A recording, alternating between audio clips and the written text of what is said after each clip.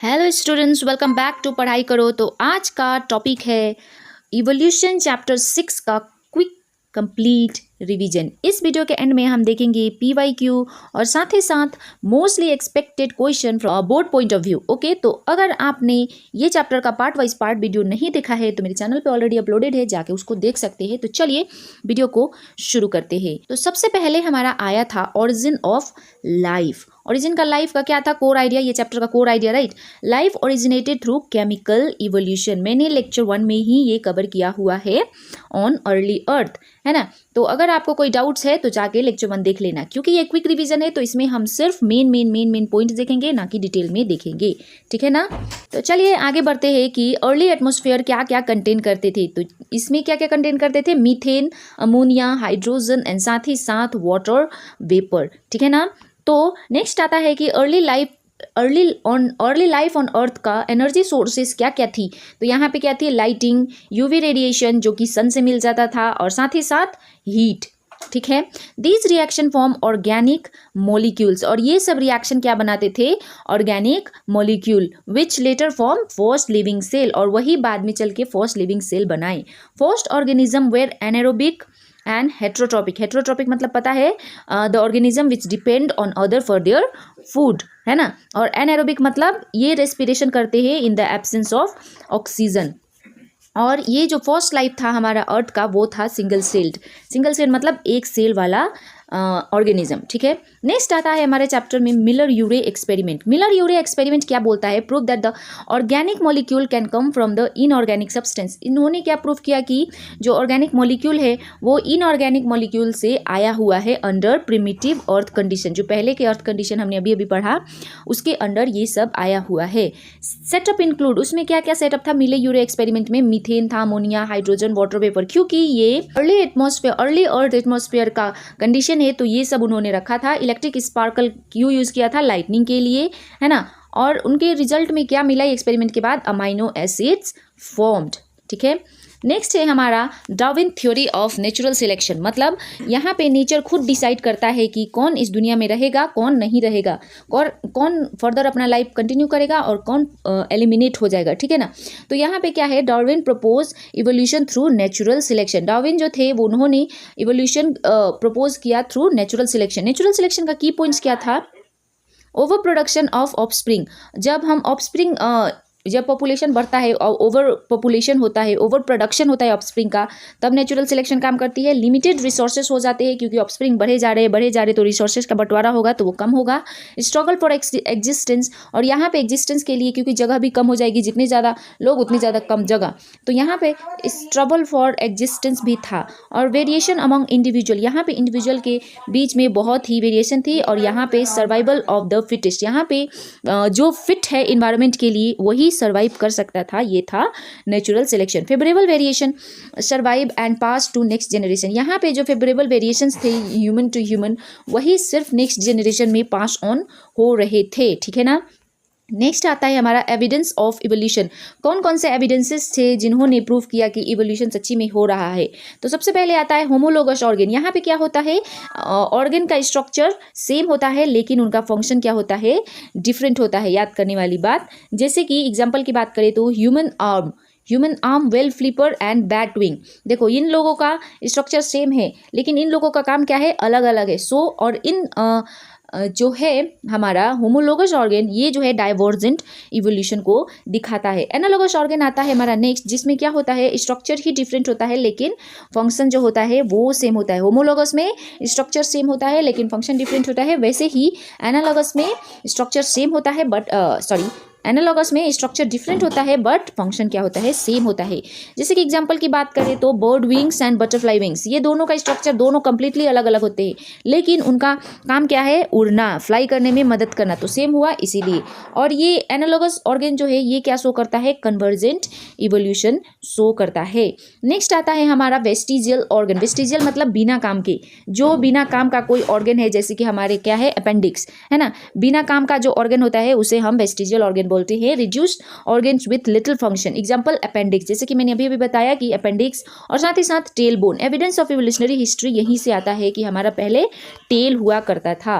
Next आता है adaptive radiation. ये क्या है? Process in which many species evolve from one ancestor. Adaptive radiation क्या बोलता है कि बहुत सारे स्पीसीज जो है वो एक ही एंसेस्टर से बने हुए हैं टू ऑक्युपाई डिफरेंट इकोलॉजिकल नीश, ठीक है। और इसका क्लासिकल एग्जांपल बोले तो डार्विन्स फिंचेस, ये मैंने डिटेल में कराया हुआ है, मेरे चैनल पर ऑलरेडी अपलोडेड है, जाके देख सकते हैं, ठीक है। Different beak shape adopted to different food structure, जैसा फूड वहाँ पे अवेलेबल हो वहाँ वैसे ही बीक बन जाती हैं, राइट। तो ये बात बताता है। मैकेनिज्म ऑफ इवोल्यूशन क्या बोलता है कि evolution occur when allele frequency changes in population. जब अलील पता है ना, capital T small T capital T small T, ये चैप्टर नंबर 5 को हमने बहुत ही अच्छे से पढ़ा हुआ है, तो कोई भी डाउट नहीं होनी चाहिए, राइट।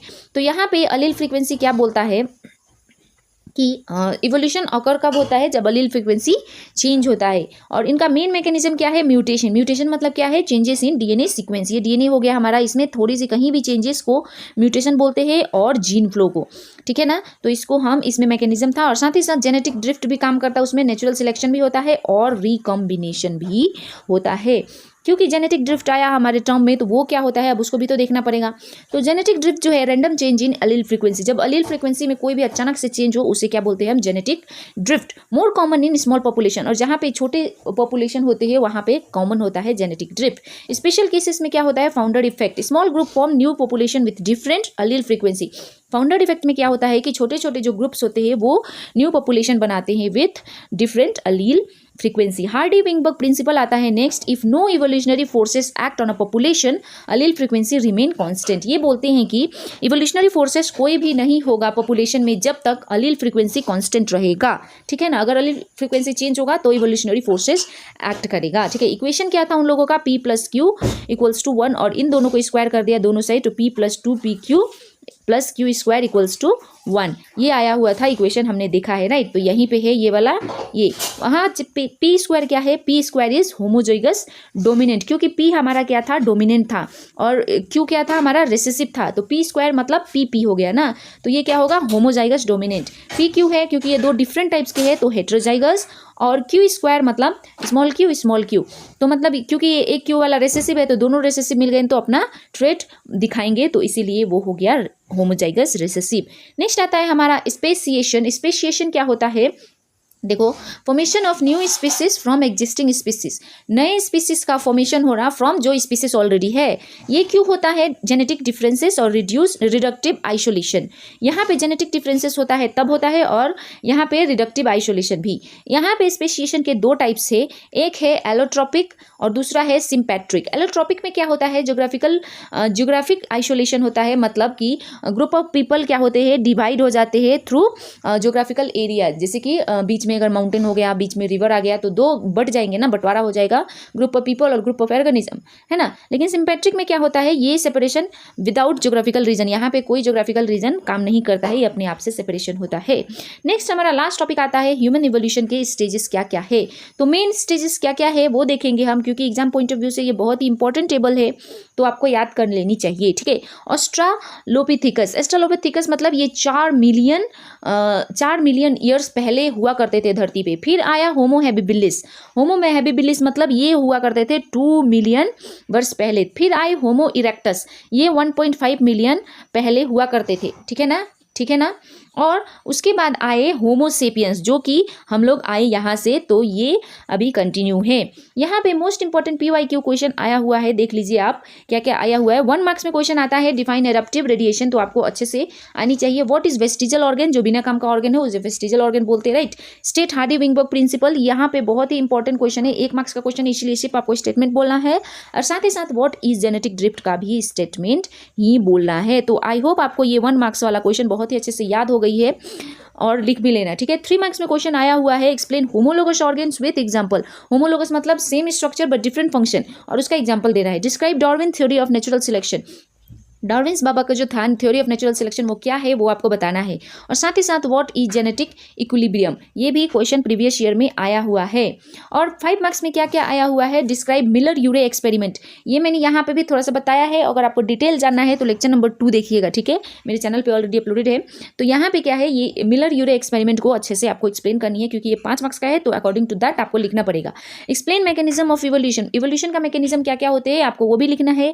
और साथ ही साथ ये 5 मार्क्स में क्वेश्चन क्या आया है, होमोलोगस एंड एनालोगस ऑर्गन का डिफरेंस बताना है। होमो मतलब सेम स्ट्रक्चर डिफरेंट फंक्शन, एना मतलब डिफरेंट स्ट्रक्चर सेम फंक्शन, ठीक है। और साथ ही साथ ये क्वेश्चन आया है हार्डी विंगबर्ग इक्विलिब्रियम विथ इक्वेशन, ये वाला P + Q = 1 का इक्वेशन आपको डिराइव भी करना है और साथ ही साथ उसको बताना है। और इस साल मोस्ट एक्सपेक्टेड बोर्ड क्वेश्चन, और इस साल मोस्ट एक्सपेक्टेड बोर्ड क्वेश्चन ये आ सकते हैं, तो देख लीजिए आप अच्छे से। तो देखो इनके इन क्वेश्चन के पूछने का हाई प्रोबेबिलिटी है, ठीक है ना। तो यहाँ पे क्या है क्वेश्चन, देखिए, explain Darwin theory of natural selection, natural selection क्या होता है आपको एक्सप्लेन करना पड़ सकता है शायद 3 से 5 मार्क्स में, तो आपको याद करके जानी है। डिस्क्राइब एविडेंस ऑफ इवोल्यूशन, इस एविडेंस क्या क्या थे इवोल्यूशन के, आपको वो भी अच्छे से याद होनी चाहिए। और explain Hardy Weinberg principle with equation, तो ये प्रीवियस ईयर में आया हुआ है तो इस साल भी आ सकता है, ठीक है। और कोई बार नोट्स लिखने के बारे में भी आ जाता है, तो जेनेटिक ड्रिफ्ट के बारे में नोट्स लिखना है, फाउंडर इफेक्ट्स के बारे में, और explain stage of human evolution, तो यहाँ पे 4 स्टेज थे, आपको वो लिखने पड़ेंगे, ठीक है। यहाँ पे 30 सेकंड सुपर रिवीजन की बात करें तो इवोल्यूशन चैप्टर का क्या होता है, evolution occur due to variation, जब वेरिएशन आएगा तो इवोल्यूशन अकर होगा और वेरिएशन आएगा। और साथ ही साथ नेचुरल सिलेक्शन होगा, नेचर सिलेक्ट करेगी कौन बचेगा कौन जाएगा, तो इवोल्यूशन आएगा। Genetic change in population over long time, और यहाँ पे जेनेटिक चेंज होता है पॉपुलेशन में over a long time, this leads to speciation and biodiversity, जब जेनेटिक चेंज होते होते होते होते क्या न्यू स्पीसीज बन जाती है, उसे ही स्पेशिएशन बोलते हैं, और उसी की वजह से क्या बनता है, बायोडाइवर्सिटी। तो स्टूडेंट ये था complete overview of the chapter evolution. I hope आपको बहुत ही अच्छे से समझ में आई है। अगर वीडियो अच्छी लगी है तो वीडियो को लाइक करके चैनल को सब्सक्राइब करना ना भूलना। मिलते हैं नेक्स्ट वीडियो में, तब तक के लिए bye students, all the best.